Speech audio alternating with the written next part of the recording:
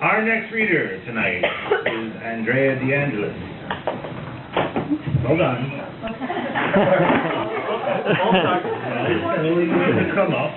You've read here before. Andrea is getting back into the literary scene after having taken an extended leave of absence. For the past 7 years, she has performed in an indie rock band with her husband called MAKAR, which is a 15th century Scottish term meaning poet, but none of the current or past players are of Scottish descent. Andrea has been working on a novel, Pushed, for a very long time. So long, she doesn't want to tell you.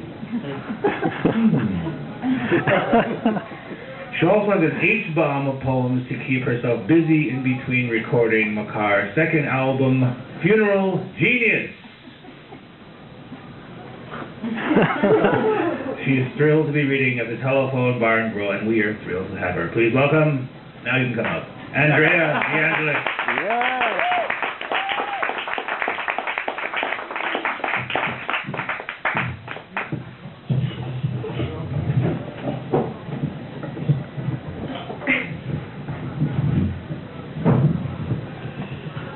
Now I'm nervous. Okay. I haven't done this in a long time, so we'll see how it goes. I'm going to read an excerpt from my novel. I don't know if it's really a novel, as it's just kind of like this long thing I've been working on, so let me just start. Okay. Damien knew Jules had forgotten him, even though she said she never would, denying him the hollow satisfaction of an I told you so, since there was no Jules to tell it to. I missed you when you were dead, Damien discovered out loud, but I missed you when you were all mine, he started to say to her. 8 blank canvases, large and small, naked of paint and effort, taunted him for weeks with their knowing voids. What could they have been had he actually attempted? She was never really with you.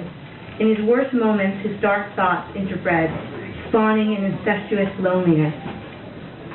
Once he couldn't work with her giant blank need, but now he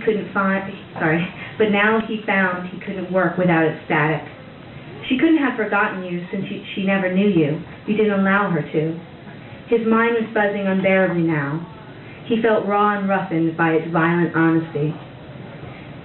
She never wanted to know you as you wanted to be known. Sorry, that's weird. Okay. As an artist first, a friend second, and a lover only sometimes. When it wasn't too painful to be skin on skin, when it wasn't the right skin. With such closeness came touch, and so many times Damien had been scalded by the wrong touch. He could see her smiling there in the crooked door frame for just an instant, bathed in this peakish light, adding her unexpected opinion. I like that one. But she wasn't here with him now, in his all-too-clean studio. With order came empty space. Are you painting? She would often ask. But how could he paint if his brain matter felt blackened and buried?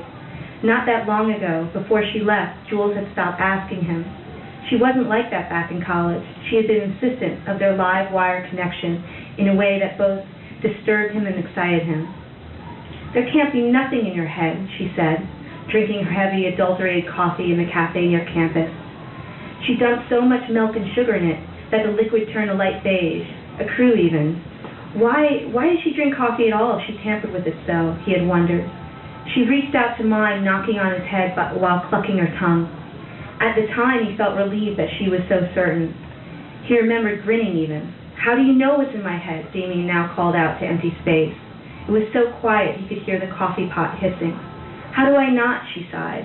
I think of you all the time. It obliterates me. He had wanted to answer the first letter she sent him after that final semester, but he couldn't. Words couldn't be trusted. She couldn't be trusted. She didn't know him then. Jules only knew him when he was mad, desperate, and drowning. She didn't know how he could be normal most of the time because that Damien was gone. By the end of school, he was so out of control he'd forget entire days.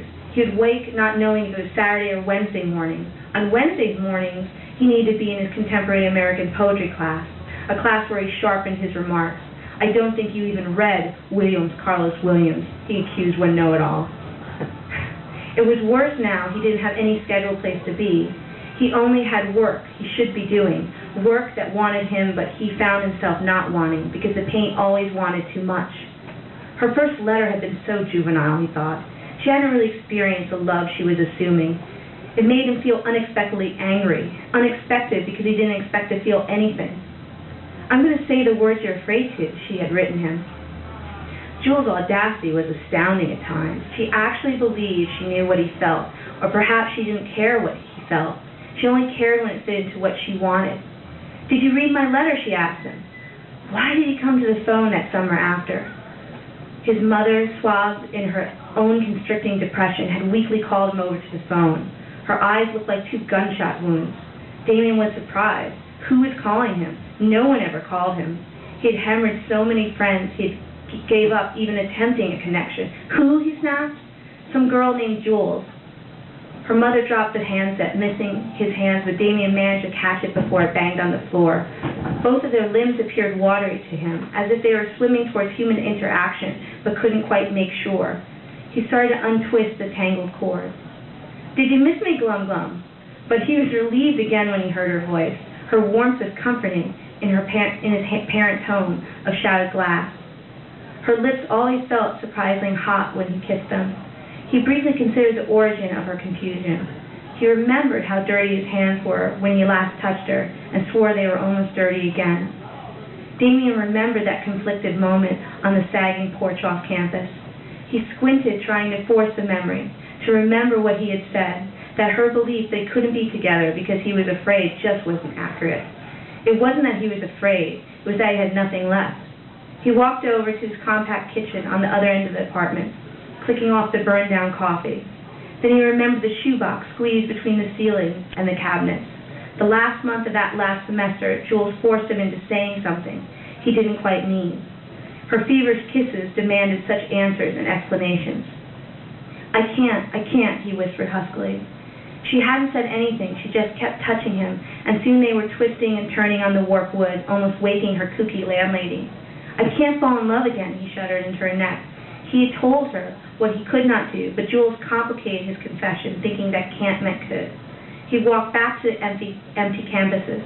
He tried to lift a paintbrush now, but was seized by painful indecision. He had nothing left. Both of them had taken it from him. The convulsion and drive of creation was gone. Everything had been drained from his lips, his fingers, his mind. Someone, not Jules, was once his everything, and that was never to be again, and had been chipped away by violence and by pain. He refused to think of her name. If he thought of her name, he'd start to remember the details. Her puffy, squeezable forearms, fertile moles everywhere. Beatrice, who didn't miss him at all. Beatrice, who had never written him. The details came trembling, a fragmented vision. His hands caught in the agitated corkscrews of her dark gold bob, smiling. The pain would become his center again and eclipse any possibility of the presence or of work. A clouded emotion so distorted and compacted that it wasn't an emotion at all. It was an abortion of feeling. Why had he been so abandoned? He paced back to the kitchen nook and scaled the narrow counter and cabinets to reach the box of letters. He cradled the aged shoebox and sunk against the sink, lifting the lid and fondling the first letter in the stack lightly. He opened it. So really, what could this piece of paper withstand? This letter where Jules declared she loved him and she knew he felt the same. Well, Jules didn't know anything, he thought, and folded the letter over and over, horizontal, vertical, and diagonal, until the original paper was as soft as a coarse tissue. You don't love me, Jules, because you don't really know me. You only know moments from my life. I would prefer if you stopped writing to me, since these moments are less than everything. Damien wrote what no one would ever read. He was in his mind almost all the time now. She wrote him letters he would never answer. He knew that any answer he gave, she would reinterpret and thicken the meaning into what she wanted. But unfortunately, no answer was also an answer to Jules. She thought he was afraid that he felt as she felt, but couldn't say anything. But Jules was wrong. It wasn't a powerful connection, he thought, but a barely diffused disconnect.